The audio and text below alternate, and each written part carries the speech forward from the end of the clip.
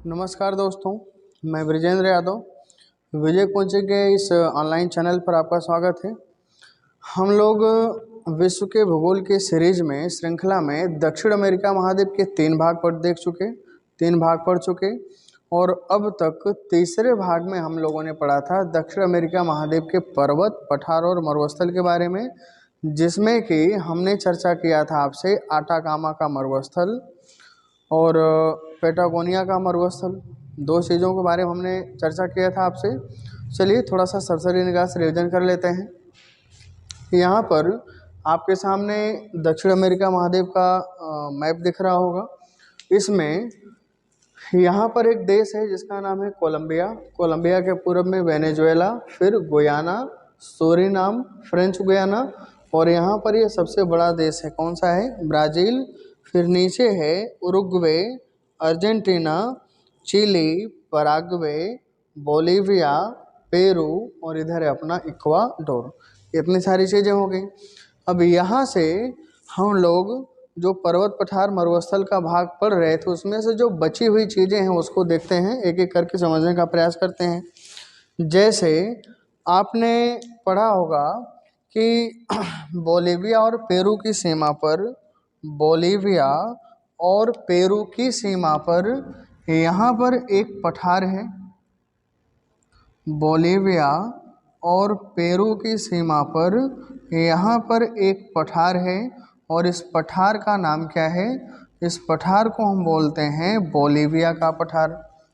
इस पठार का नाम क्या है? बोलीविया का पठार। बोलीविया का पठार। और ये जो बोलीविया का पठार है, ये अगर इसका विस्तार देखा जाए तो इसका विस्तार कितने देशों में है? तो इसका विस्तार मुख्य रूप से दो देशों में है। इसके अगर विस्तार की बात की जाए तो इसका विस्तार दो देशों में है। एक है आपका पेरू और दूसरा है बोलीविया। एक है पेरू और दूसरा है बोलीविया। और ये जो बोलीविया का पठार है, यहाँ पर एक धातु का भंडार पाया जाता है, टिन का भंडार। यहाँ पर धातु कौन से मिलते हैं? टिन। और यहाँ पर टिन का भंडार पाया जाता है, जिस कारण से बोलीविया को स्थानीय भाषा में कहा जाता है अल्टीप्लेन। इसको यहाँ पर स्थानीय भाषा में कहा जाता है अल्टीप्लेन। स्थानीय भाषा में इसको हम क्या बोलते हैं? अल्टीप्लेन। ये भी सवाल पूछा हुआ है कि बोलीविया के पठार को वहाँ के लोग स्थानीय भाषा में क्या बोलते हैं, जिसको कहा जाता है अल्टीप्लेन। और यहाँ पर किसका भंडार मिलता है? टिन का। अब यहाँ से दो सवाल और पूछे हुए हैं। जैसे इस पठार पर दो झीलें पाई जाती हैं। इस पठार पर दो झीलें हैं, जिसमें से एक झील है जिसको हम बोलते हैं टीटीकाका झील और दूसरी जो झील है इसको हम बोलते हैं पोपो झील। एक झील है टीटीकाका और दूसरी कौन सी है? पोपो झील। तो यहाँ पर ये वाली जो झील है इसका नाम क्या है? टीटीकाका झील। टीटीकाका झील। और जो टीटीकाका झील है इसका विस्तार दो देशों में है। टीटीकाका झील का विस्तार दो देशों में है। ये जो टीटीकाका झील है ये दो देशों में विस्तृत है। एक है पेरू, इसका विस्तार दो देशों में है। एक है पेरू और दूसरा है बोलीविया। एक है पेरू और दूसरा है बोलीविया। और दूसरी झील कौन सी है? दूसरी झील है जिसका नाम है पोपो झील। दूसरी झील कौन सी है? पोपो झील। और इस झील का जो विस्तार है वो केवल एक देश में है। और कौन सा है? यहाँ पर देश हमारा है बोलीविया। यहाँ पर हमारा देश कौन सा है? बोलीविया। ठीक। तो यहाँ पर एक पठार पर दो झील हुई। कौन कौन सी? एक है टीटीकाका झील और दूसरा है पोपो झील। एक है टीटीकाका झील, दूसरा है पोपो झील। और टीटीकाका झील से अक्सर सवाल पूछा जाता है, जो हमारी टीटीकाका झील है यहाँ से अक्सर सवाल पूछा जाता है कि दुनिया में सर्वाधिक ऊंचाई पर स्थित नौकागम्य झील कौन से है। तो जो हमारी टीटीकाका झील है इसकी विशेषता है कि विश्व में सर्वाधिक ऊंचाई पर, विश्व में सर्वाधिक ऊंचाई पर, सर्वाधिक ऊंचाई पर स्थित नौगम्य झील, सर्वाधिक ऊंचाई पर स्थित नौगम्य झील कौन सी है। तो सर्वाधिक ऊंचाई पर स्थित नौगम्य झील है हमारी टीटीकाका झील। और टीटीकाका झील किस पठार पर है, बोलिविया के पठार पर है।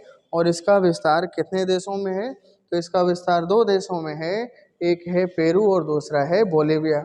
एक है पेरू और दूसरा है बोलिविया। जब आप एटलस में देखेंगे तो चीज़ें आपको एकदम एग्जैक्ट हो वो मिलेंगी, और आप एटलस लेकर सामने देखते हुए पढ़ेंगे तो और मज़ा आएगा पढ़ने में, और सारी चीज़ें आसानी से समझ में भी आएंगी। यहाँ पर हो गया हमारा कौन सा पठार, बोलिविया का पठार। अब इसी में एक पठार और हम लोग देखते हैं, बहुत ही चर्चित है और यहाँ से सवाल भी खूब बढ़िया से पूछा गया है। कौन सा है, इस पठार को हम बोलते हैं ब्राज़ीलियन उच्च भूमि। यहाँ पर इस पठार को हम क्या बोलते हैं, ब्राज़ीलियन उच्च भूमि। और जो ब्राज़ीलियन उच्च भूमि है इसका विस्तार केवल और केवल ब्राज़ील में है। इस पठार का विस्तार केवल और केवल ब्राज़ील में है, और इसका निर्माण हुआ है ज्वालामुखी के उद्गार से, लावा के जमाव से। ज्वालामुखी के उद्गार से, लावा के जमाव से इस पठार का क्या हुआ है, निर्माण हुआ है। एक एक करके समझते हैं, और यहाँ से सवाल भी खूब पूछे गए हैं। जैसे यहाँ पर ये हमारा पठार कौन सा है, इस पठार को हम लोग बोलते हैं ब्राज़ीलियन उच्च भूमि। इसको क्या बोलते हैं, ब्राज़ील की उच्च भूमि, ब्राज़ील की उच्च भूमि, या इसी को कहा जाता है ब्राज़ीलियन उच्च भूमि। ये जो ब्राज़ीलियन उच्च भूमि है यहाँ पर इसका निर्माण किससे हुआ है, इसका निर्माण हुआ है ज्वालामुखी उद्गार से। इसका निर्माण हुआ है ज्वालामुखी उद्गार से, या ज्वालामुखी उद्गार के बाद लावा के जमाव से। उद्गार के बाद लावा के जमाव से, के बाद लावा के जमाव से निर्माण हुआ है।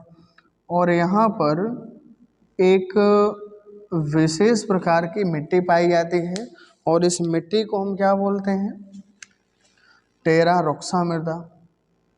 यहाँ पर एक विशेष प्रकार की मिट्टी पाई जाती है, और इस मिट्टी का नाम क्या है, टेरारोक्सा मृदा। और ये जो टेरारोक्सा मृदा है, यह मृदा एक तरीके से जो कहवा और चाय की खेती है, कहवा और चाय की खेती के लिए उपयुक्त मानी जाती है।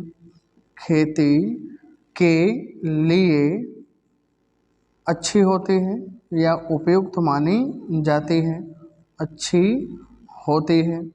तो चाय और कहवा के खेती के लिए अच्छी होती है। जो ब्राज़ील की उच्च भूमि है यहाँ पर जो चाय और कहवा के बागान पाए जाते हैं, इस उच्च भूमि में या इस उच्च भूमि पर, ये यहाँ पर जो चाय और कहवा के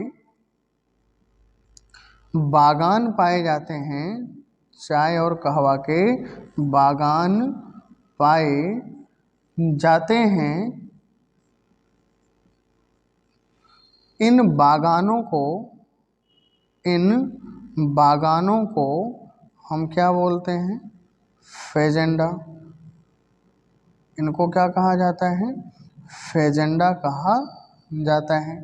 इन बागानों को क्या बोलते हैं? फेजेंडा बोलते हैं। और आप मैप में देखेंगे तो यहाँ पर 2-3 स्थान हैं। एक स्थान है यहाँ पर सेंटोस, एक स्थान है यहाँ पर सेंटोस, और यहाँ पर एक स्थान है जिसको हम बोलते हैं साओ पाउलो। यहाँ पर कौन सा स्थान है? यहाँ पर है सेंटोस, और यहाँ पर जो स्थान है इसको हम बोलते हैं साओ पाउलो। यहाँ पर इसको हम क्या बोलते हैं? Sao Paulo. जो सेंटोस है यहाँ से कहवा का निर्यात किया जाता है, तो इसीलिए सेंटोस को हम क्या बोलते हैं? विश्व का कहवा पत्तन। इसको हम क्या बोलते हैं? विश्व का कहवा पत्तन। और जो साओ पाउलो है इसको हम लोग बोलते हैं विश्व की कहवा मंडी। इसको क्या बोला जाता है? विश्व की कहवा मंडी। विश्व की कहवा मंडी किसको कहा जाता है? साओ पाउलो को। और साओ पाउलो है किस देश में? तो ये स्थित है ब्राज़ील में। अब एक चीज़ समझिएगा, यहाँ पर साओ पाउलो और सेंटोस के बीच एक रेलवे लाइन का निर्माण किया गया है। यहाँ पर साओ पाउलो और सेंटोस के बीच एक रेलवे लाइन का निर्माण किया गया है, और इस रेलवे लाइन को कहा जाता है कॉफ़ी रेलवे। इस रेलवे को क्या बोलते हैं? इसको कहा जाता है कॉफ़ी रेलवे। साओ पाउलो और सेंटोस के बीच जो रेलवे लाइन है उसको हम क्या बोलते हैं? Coffee railway. और सेंटोस को क्या कहा जाता है? विश्व का कहवा पत्तन। और साओ पाउलो को क्या बोलते हैं? विश्व की कहवा मंडी। और ब्राज़ील को क्या कहा जाता है? तो अगर ब्राज़ील से सवाल पूछे तो ब्राज़ील को कहा जाता है विश्व का कहवा पात्र। विश्व का कहवा पात्र किसको बोलते हैं? तो विश्व का कहवा पात्र कहा जाता है ब्राज़ील को। विश्व का कहवा पात्र ब्राज़ील को इसलिए कहते हैं क्योंकि पूरे विश्व में कहवा का सबसे अधिक उत्पादन कौन करता है? ब्राज़ील करता है। चलिए आगे देखते हैं। साओ पाउलो हो गई विश्व की कहवा मंडी, सेंटोस हो गया विश्व का कहवा पात्र, और यहाँ पर साओ पाउलो और सेंटोस के बीच जो रेलवे लाइन बनाई गई है उस रेलवे लाइन को हम क्या बोलते हैं? इसको कहा जाता है कॉफ़ी रेलवे। इसको क्या बोलते हैं? Coffee railway. क्यों? क्योंकि यहाँ पर जो कहवा एकत्र होता है, उत्पादन किया जाता है, उसको कॉफ़ी रेलवे के माध्यम से भेजा जाता है सेंटोस, और सेंटोस से निर्यात कर दिया जाता है, जिस कारण से बोलते हैं कहवा पात्र। एक चीज़ यहाँ से सवाल और पूछा है कि ब्राज़ील का डेट्रायड किसको बोलते हैं? तो ब्राज़ील का डेट्रायड बोलते हैं हम लोग साओ पाउलो को। साओ पाउलो को ही कहा जाता है ब्राज़ील का डेट्रायड। इसको हम क्या बोलते हैं? ब्राज़ील का डेट्रायड। और डेट्रायड का संबंध किससे है? डेट्रायड का संबंध है संयुक्त राज्य अमेरिका में स्थित मोटर गाड़ी उद्योग से। डेट्रायड का संबंध है संयुक्त राज्य अमेरिका में मोटर गाड़ी उद्योग से। जैसे आपने नाम सुना होगा डेट्रायड, डेट्रायड, उसी प्रकार से एक नाम और सुनने को मिलता है पिट्सबर्ग। पिट्सबर्ग। उसी प्रकार से एक नाम और सुनने को मिलता है जिसको हम क्या बोलते हैं? मैनचेस्टर। पिट्सबर्ग, मैनचेस्टर, डेट्रायड, इसी में एक नाम और मिलता है रूर। तो है क्या? थोड़ा सा समझ लेते हैं। जहाँ पर मोटर गाड़ी उद्योग का सर्वाधिक विकास होता है, मोटर गाड़ी उद्योग का जहाँ पर सर्वाधिक विकास होता है उसको डेट्रायड कहा जाता है। तो मोटर गाड़ी उद्योग का संबंध किससे है? मोटर गाड़ी उद्योग, मोटर गाड़ी उद्योग का संबंध है डेट्रायड से। डेट्रायड का संबंध किससे है? मोटर गाड़ी उद्योग से। और डेट्रायड जो स्थान है ये पड़ता कहाँ पर है? ये है संयुक्त राज्य अमेरिका में। डेट्रायड पड़ता है संयुक्त राज्य अमेरिका में। वैसे पिट्सबर्ग है, पिट्सबर्ग का संबंध किससे है? तो पिट्सबर्ग का संबंध है लौह इस्पात उद्योग से। लौह इस्पात उद्योग से संबंधित है आपका पिट्सबर्ग। और पिट्सबर्ग भी कहाँ पर है? ये भी है आपके यूएसए में। पिट्सबर्ग भी कहाँ पर है? यूएसए में। फिर मैनचेस्टर है। मैनचेस्टर ये पड़ता है यूनाइटेड किंगडम में। और मैनचेस्टर का संबंध किससे है? सूती वस्त्र उद्योग से। सूती वस्त्र उद्योग से इसका संबंध किससे है? सूती वस्त्र उद्योग से। और रूर कहाँ पर है? रूर है जर्मनी में। और रूर का संबंध किससे है? कोयला से। रूर का संबंध है कोयला से। रूर जर्मनी में बहने वाली एक नदी है जो कि राइन नदी की सहायक नदी है। आगे जब पढ़ेंगे यूरोप तो उसको भी देखेंगे। तो यहाँ पर रूर राइन की सहायक नदी है जिसमें कोयला भंडार बहुत विस्तृत क्षेत्र में पाया जाता है। और रूर नदी घाटी में पाए जाने वाले कोयला क्षेत्र को हम क्या बोलते हैं? रूर विस्टोफिला कोयला क्षेत्र। क्या बोलते हैं उसको हम लोग? रूर विस्टोफिला कोयला क्षेत्र। अब यहाँ से जो सवाल पूछे गए हैं उन सवालों से थोड़ा सा समझिएगा कौन कौन से सवाल पूछे गए हैं। जैसे जो ब्राज़ील की उच्च भूमि है इसका निर्माण कैसे हुआ है? तो इसका निर्माण हुआ है ज्वालामुखी के उद्गार के बाद लावा के जमाव से। और यहाँ पर एक मिट्टी पाई जाती है और इस मिट्टी का नाम क्या है? टेरारोक्सा मृदा। और टेरारोक्सा मृदा ये किसकी खेती के लिए प्रसिद्ध है? चाय और कहवा की खेती के लिए।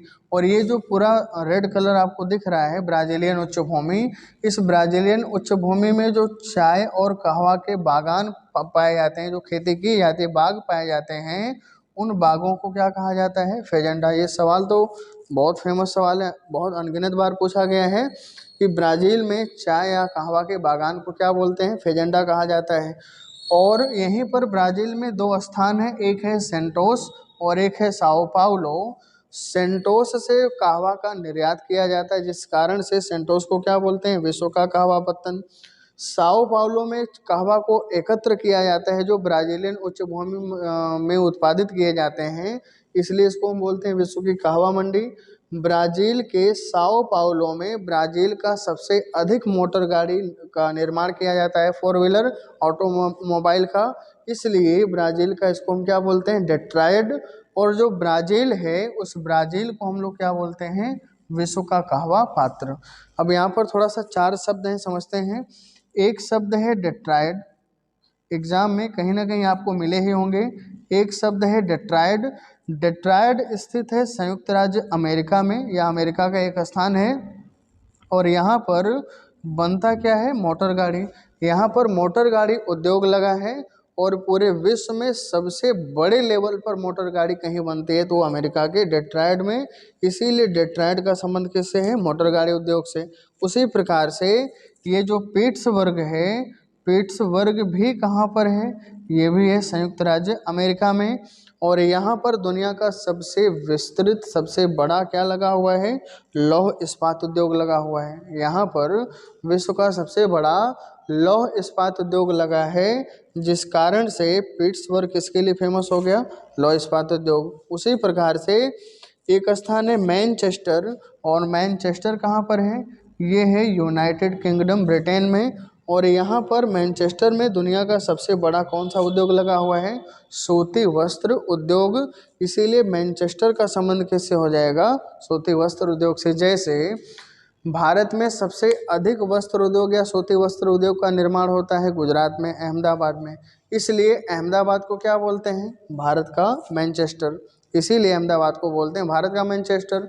उत्तर भारत में सबसे अधिक कपड़े का निर्माण कानपुर में होता है तो इसलिए कानपुर को बोलते हैं उत्तर भारत का मैनचेस्टर। भारत में सबसे अधिक लौह इस्पात उद्योग लगा है झारखंड में, टाटानगर जमशेदपुर। तो टाटानगर जमशेदपुर को क्या बोलते हैं? भारत का पिट्सबर्ग। और पूरे भारत में सबसे अधिक मोटर गाड़ी उद्योग ये बनता है मध्य प्रदेश के पुरा में, तो पीथमपुरा को बोलते हैं भारत का डेट्रायड। और पूरे भारत में सबसे अधिक कोयला निकाला जाता है, भंडार पाया जाता है छोटा नागपुर के पठार में, इसलिए छोटा नागपुर के पठार को हम क्या बोलते हैं, भारत का रोड। तो इस तरीके से इन शब्दों का संबंध है, देश से संबंध है। तो यहाँ से ये सारे सवाल पूछे गए हैं। और इन सारे सवालों के बाद अब अगले जो यहाँ पर जो पठार बचते हैं, थोड़ा सा उनको देखते हैं। जैसे अगले पठार में हम लोग पढ़ेंगे माटो ग्रासो का पठार। अगले पठार के अंतर्गत हम लोग पढ़ेंगे माटो ग्रासो का पठार। और माटो ग्रासो के पठार की क्या विशेषता है, यहाँ पर क्या पाया जाता है, थोड़ा सा उसको हम लोग देखते हैं।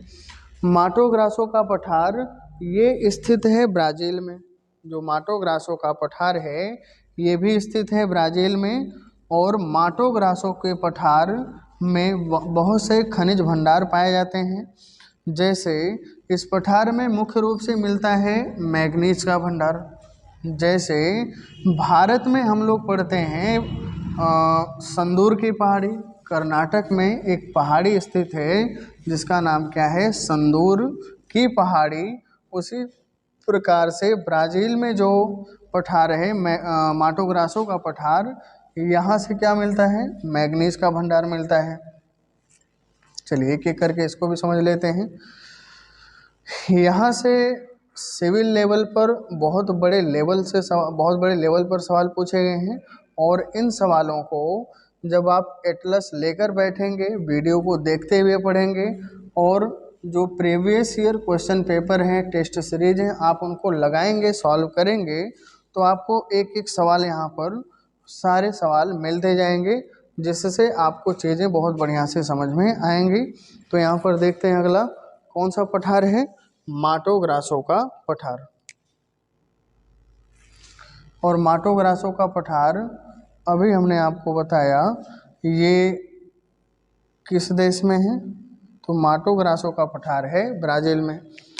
यहाँ पर ये जो ब्राज़ील का भाग है, यहाँ पर एक पठार है, और इस पठार का नाम क्या है, इस पठार को हम बोलते हैं माटो ग्रासो का पठार। माटो ग्रासो का पठार। और इसके बगल में पश्चिमी क्षेत्र में यहाँ पर जो पठारी क्षेत्र है, अभी हमने आपको बताया ब्राज़ीलियन उच्च भूमि। यहाँ पर ये जो पठार है इसको हम बोलते हैं ब्राज़ीलियन उच्च भूमि। और जो ब्राज़ीलियन उच्च भूमि है ये भी ब्राज़ील में है। फिर एक पठार यहाँ पर और है जिसको हम बोलते हैं गुयाना उच्च भूमि। यहाँ पर वेनेजुएला, गुयाना, सूरीनाम में इस और ब्राज़ील में इस तरीके से विस्तृत है, यहाँ पर इस तरीके से विस्तृत है। और इसको हम लोग क्या बोलते हैं, ब्राज़ीलियन गुयाना की उच्च भूमि। इसको हम क्या बोलते हैं, ये जो पूरा का पूरा पठारी क्षेत्र आपको दिख रहा है, आप अपने एटलस में भी देखेंगे तो ये सारी चीज़ें आपको एक एक करके मिल जाएंगी। और एटलस लेके साथ में बैठेंगे देखने के लिए तो चीज़ें और बढ़िया से समझ में आएंगी। तो ये हमारा क्या है, ये है गुयाना उच्च भूमि। गुयाना उच्च भूमि। ये हमारा है माटो ग्रासो का पठार। माटो ग्रासो का पठार, माटो ग्रासो का पठार। और यहाँ पर है ब्राज़ीलियन उच्च भूमि। ये है ब्राज़ीलियन या ब्राज़ील की उच्च भूमि, ब्राज़ीलियन उच्च भूमि। अब यहाँ से और जो सवाल बने हैं थोड़ा सा इसको देखते हैं। ये जो माटो ग्रासो का पठार है, माटो ग्रासो का पठार, ठीक, देखते हैं।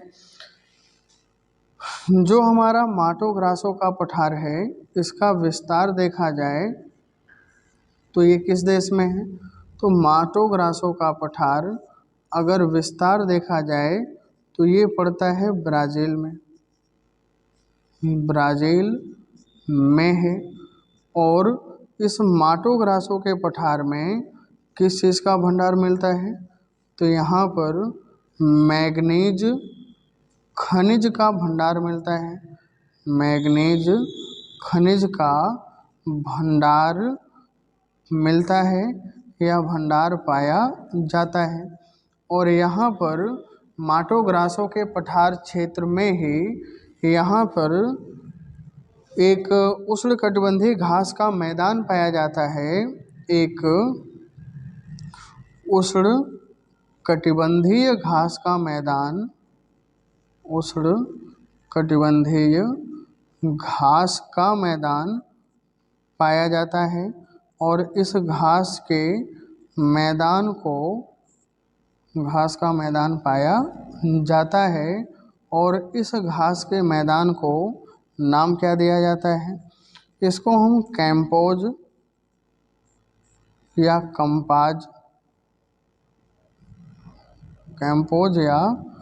कंपाज कहा जाता है। इसको हम क्या बोलते हैं? कैंपोज या कंपाज कहते हैं।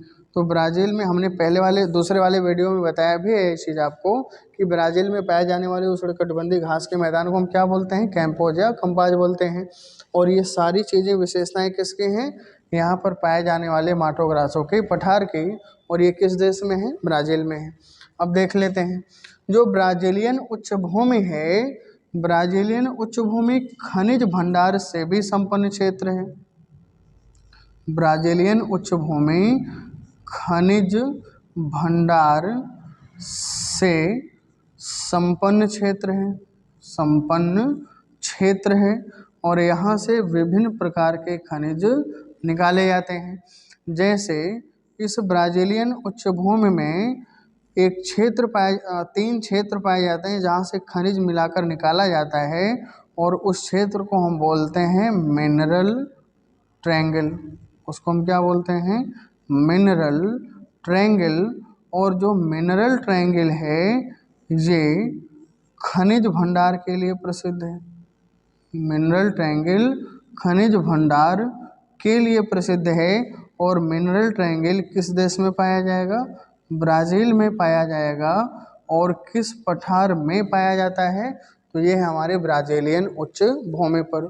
और यहाँ पर जो मिनरल ट्रायंगल क्षेत्र है, यहाँ पर एक स्थान है जिसका नाम है बेलो हारजेंटो। यहाँ पर एक स्थान है जिसका नाम क्या है? बेलो हारजेंटो। और यहीं पर एक खान है जिसको हम क्या बोलते हैं? इतावेरा की खान। कौन सी खान है यहाँ पर? इतावेरा की खान। और यहाँ से मिला जुला कर क्या निकाला जाता है? लौह अयस्क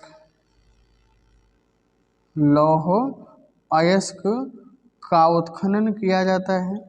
लौह अयस्क का उत्खनन किया जाता है।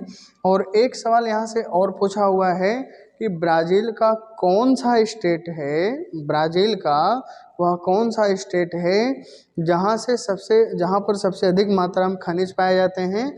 तो ब्राज़ील का एक राज्य है जिसका नाम है मिनास गिरास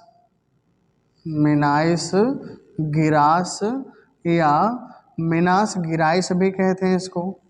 मिनास गिराइस ये ब्राज़ील का एक ऐसा राज्य है जहाँ पर सबसे अधिक मात्रा में लौह अयस्क निकाला जाता है, पाया जाता है या खनिज भंडार पाया जाता है।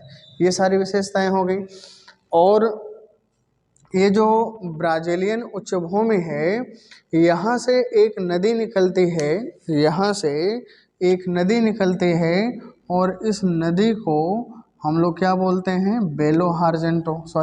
यहाँ से एक नदी निकलती है और ये गिरती है आपके अटलांटिक महासागर में। अभी उसका नाम याद आता है तो बता देते हैं।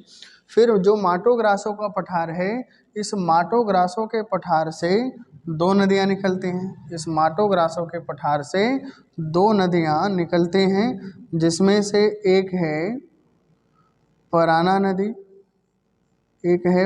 पराना नदी और दूसरा है पराग्वे नदी।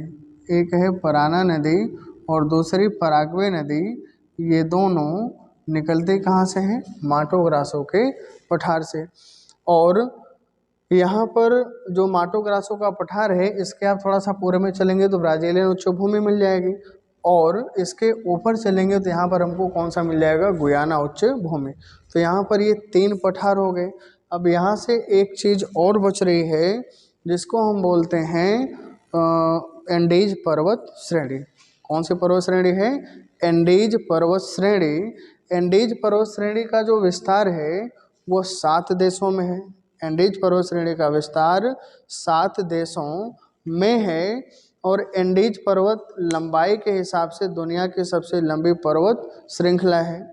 एंडीज पर्वत लंबाई के दृष्टिकोण से विश्व की सबसे लंबी पर्वत श्रृंखला है, जिसकी कुल लंबाई लगभग 7200 किलोमीटर है। कुल लंबाई लगभग 7200 किलोमीटर है। तो थोड़ा सा परिचय देखते हैं हम लोग एंडीज पर्वत श्रेणी का। और एंडीज पर्वत श्रेणी की अगर बात की जाए तो इसकी जो सर्वोच्च चोटी है उसका नाम है अकांकागुआ। उसकी जो सर्वोच्च चोटी है वो है अकांकागुआ। किस देश में है? वो पड़ती है आपके अर्जेंटीना में। वो है अर्जेंटीना में, और ये अर्जेंटीना महाद्वीप की सबसे ऊंची चोटी भी, सॉरी, ये दक्षिण अमेरिका महाद्वीप की सबसे ऊंची चोटी भी है।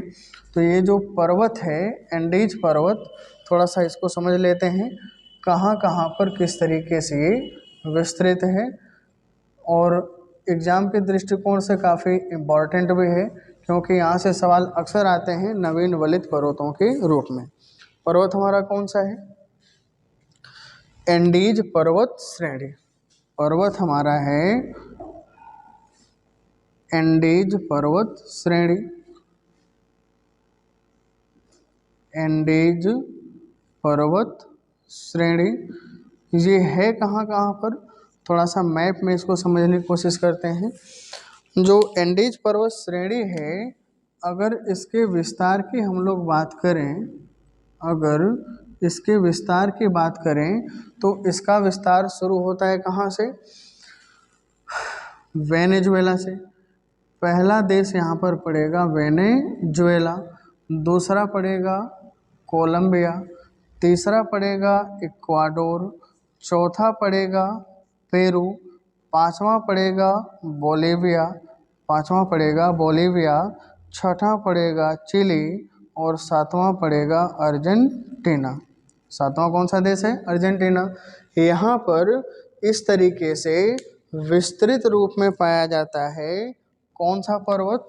तो यहाँ पर इस तरीके से विस्तृत रूप में पाया जाता है एंडीज पर्वत श्रेणी। कौन सा पर्वत है? एंडीज पर्वत श्रेणी।